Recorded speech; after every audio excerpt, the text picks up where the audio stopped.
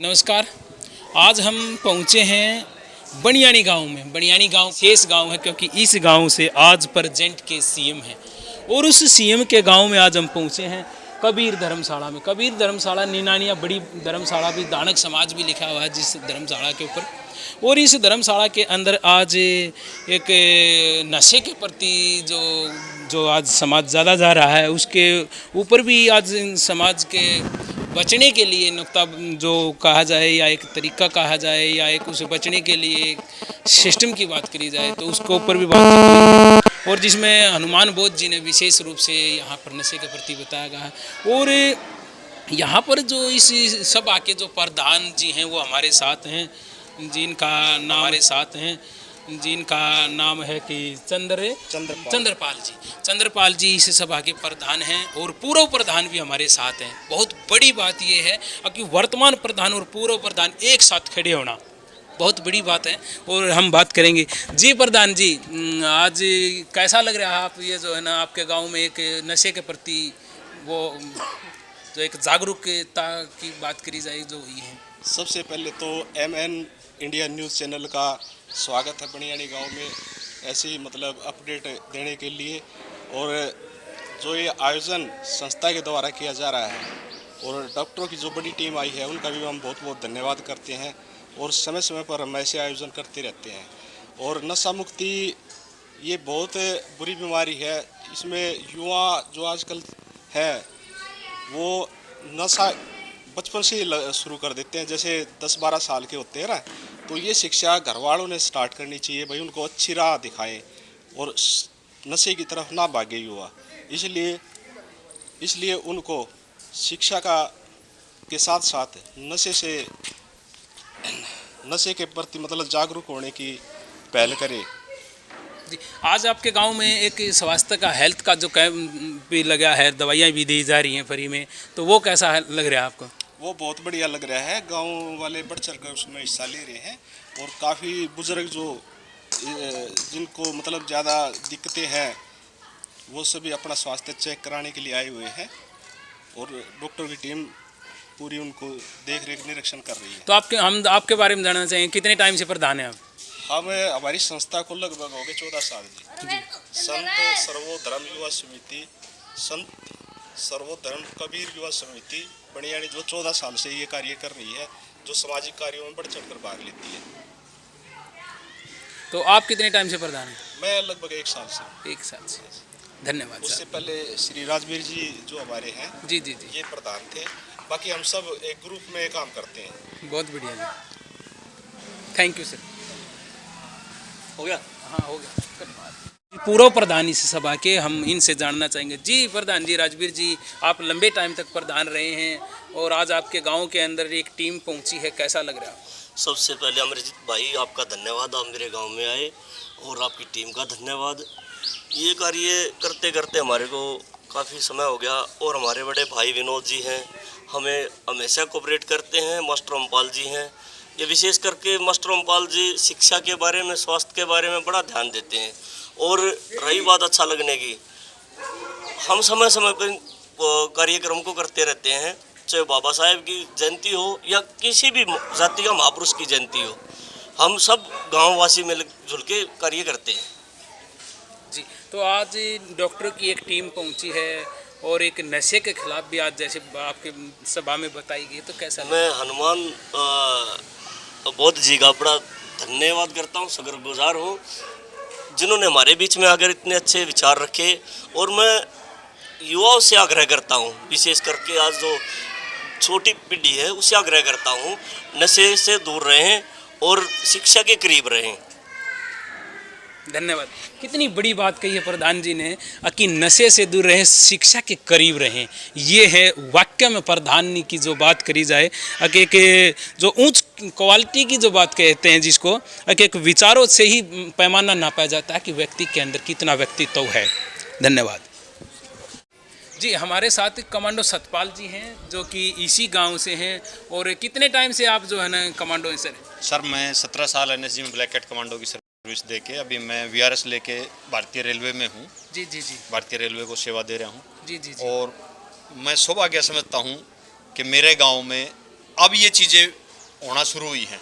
ये साथियों के सहयोग से, ओमपाल मास्टर जी हैं, राजवीर प्रधान जी हैं, भाई साहब हैं, काफ़ी लोगों ने सोच विचार किया और अब ऐसे काम गाँव में होने लगे हैं।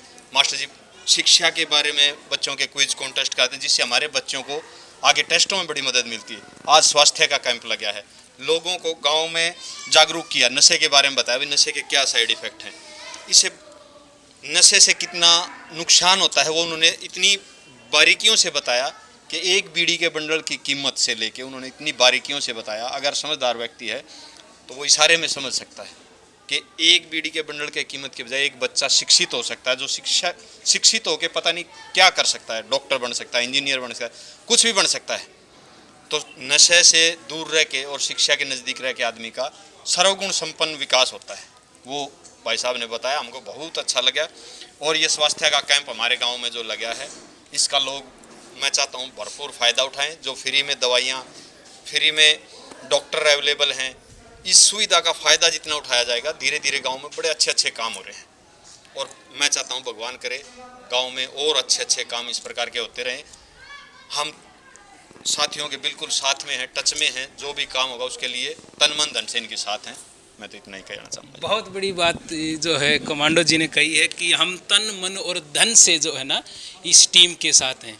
आप देख रहे हैं MN इंडिया। इसीलिए हमारे परिवारों का पीछे रहने का कारण है वो है नशा कि सुरा मेरिया मज्ज पमादस ठाणा वीरमणि शिखा पदन समाधि, कि हम प्राणी मात्र ऐसी शिक्षा ग्रहण करते हैं कि जीवन में किसी भी प्रकार का नशा नहीं करेंगे, किसी भी प्रकार का नशा, क्योंकि नशा जीवन को बर्बाद कर देता है, परिवार को बर्बाद कर देता है। तो ऐसे महामानव बुद्ध ने तो यहाँ तक भी कहा है कि जिस घर के अंदर नशा प्रवेश कर जाता है उस घर के अंदर अकाल के दुर्भिक्ष मंडराते हैं, औषधियाँ निष्फल हो जाती हैं और हर चीज़ का अभाव ही अभाव होगा। तो हे मनुष्य, जीवन में कभी भी नशे के नज़दीक मत जाना। अगर आपने सफल होना है, अगर आपने दुख से दूर रहना है, तो जीवन में नशा मत करिए। नशा जो है दुराचार और कलह की जननी है। हर चीज़ का वहाँ अभाव ही अभाव होगा और दुख ही दुख होगा उस परिवार में। महापुरुषों ने कहा है कि एक तरफ शेर है और एक तरफ नशा है। अगर आपको शेर की तरफ धकेल दिया जाए तो आप शेर की तरफ जाना स्वीकार कर लेना, नशे की तरफ मत जाना, क्योंकि उससे भी ज़्यादा खतरनाक, शेर से भी ज़्यादा खतरनाक नशा है। शेर हो सकता है आपको छोड़ भी दे, जरूरी नहीं है खाएगा, आपको छोड़ भी सकता है, लेकिन अगर नशा प्रवेश कर गया उस परिवार के अंदर, उस मनुष्य के अंदर, जिस भी बच्चे के अंदर नशा प्रवेश कर गया, वो धीरे धीरे धीरे धीरे पूरी परिवार को खा जाता है और हर चीज का अभाव हो जाता है। तो नशे से बचिए। एक तरफ तलवार है और एक तरफ नशा है, तो तलवार को स्वीकार कर लेना, तलवार की तरफ गर्दन कर देना कि मैं नशा गर्दन कटाने मंजूर है, लेकिन नशे की तरफ जाना मंजूर नहीं है। क्योंकि तलवार हो सकता आप पर रहम कर ले तलवार चलाने वाला और आपको छोड़ दे, लेकिन नशा अगर प्रवेश कर गया, नशा नहीं छोड़ेगा, वो धीरे धीरे धीरे पूरे परिवार को खा जाएगा और उस परिवार के अंदर हर चीज का अभाव होगा। बच्चे हर चीज से वंचित होंगे, शिक्षा से वंचित होंगे, खाने से वंचित होंगे, पहनने से वंचित होंगे और उस परिवार में धीरे धीरे धीरे धीरे अकाल के दुर्भिक्ष मंडराएंगे, कलह के बादल मंडराएंगे और पता नहीं क्या क्या। एक बार तो मेरी कल परसों की बात है ना, अखबार में आई थी, एक मनुष्य ने बोला अपने 4 बच्चों को जहर दे दिया। जहर क्यों दिया? वो इसीलिए दिया उसमें कि उस पे हर चीज का अभाव हो, क्योंकि उसने कर्ज लिया हुआ था कहीं से, और कर्ज भी मेरे ख्याल तो ज्यादातर नशा करने वाला कर्ज जल्दी लेता है, क्योंकि वो धीरे धीरे अपनी कमाई को तो नशे में ढकेल देता, तो बच्चों के लिए, खाने के लिए, बच्चों के लिए, फीस के लिए तो उसने पैसे चाहिए तो वो कर्ज उठा लेता है, और कर्ज मांगने वाला जब उस पर उसको प्रताड़ित करता है तो हमारे परिवारों में से ज़्यादा ही समस्या आती है कि आखिरी में वे बेचारे सुसाइड कर लेते हैं और वो बच्चों का बुरा हाल हो जाता है। बच्चे हर चीज़ से वंचित हो जाते हैं और उनके ऊपर दुख का पहाड़ टूट जाता है। तो नशा जो है ना, इन सभी चीज़ों की जड़ है। तो जितना हम नशे से बचेंगे उतना हमारा परिवार सुरक्षित होगा, सफल होगा। तो कभी भी जीवन में अपने बच्चों को बचाइए, नशे के नज़दीक न आने दीजिए। जिस प्रकार घर में कोई भी नशे से दूर रहिए, अपने बच्चों को दूर रखिए। घर में जो बीड़ी पीता है उसको भी आप समझाइए, अगर आप बीड़ी मत पीजिए, ये सिर्फ आपकी बीमारी के सिवाय कोई फायदा नहीं करेगी। आपके गुर्दे खराब होंगे, आपकी किडनी खराब हो जाएगी, आपके अंदर जो है ना दमे की बीमारी लग जाएगी, सांस की बीमारी लग जाएगी, जिससे आपको आस पड़ोस का आदमी भी नफरत करेगा, परिवार भी आपको नफरत करेगा। तो ऐसी आप इसी बला को हम क्यों पाड़ रहे हैं, क्यों नहीं उसको बता दें, आज ही तोड़ के फेंक दें कि जीवन में हम प्रण करें कि नशा नहीं करेंगे। तो बोलो एक बार, हम जीवन में प्रण करेंगे। मैं बोलूँगा कि हम जीवन में प्रण करें कि नशा नहीं करेंगे। हम जीवन में प्रण करेंगे, हम जीवन में प्रण करेंगे, हम जीवन में प्रण करेंगे, हम जीवन में नशा नहीं करेंगे। डॉक्टर जी डॉक्टर साहब, मैं भी देख रहा था और आज आपने गांव की एक अच्छी प्रकार से सेवा करी है। की जो बातें बता रहे थे, या किस प्रकार से जो है ना, किस किस प्रकार के मरीज आए यहाँ पे ज़्यादातर कमर दर्द, सर्वाइकल, घुटनों के दर्द, इनके पेशेंट ज़्यादा थे। संख्या यदि बात करी जाए, सबसे ज़्यादा किस टाइप के मरीज आए?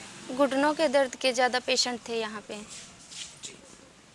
और उसके बाद दूसरा नंबर पे मरीजों की संख्या? कमर दर्द के पेशेंट थे दूसरे नंबर पे। हाँ। तो किस प्रकार के आपने जो हमको सजेशन दिया है?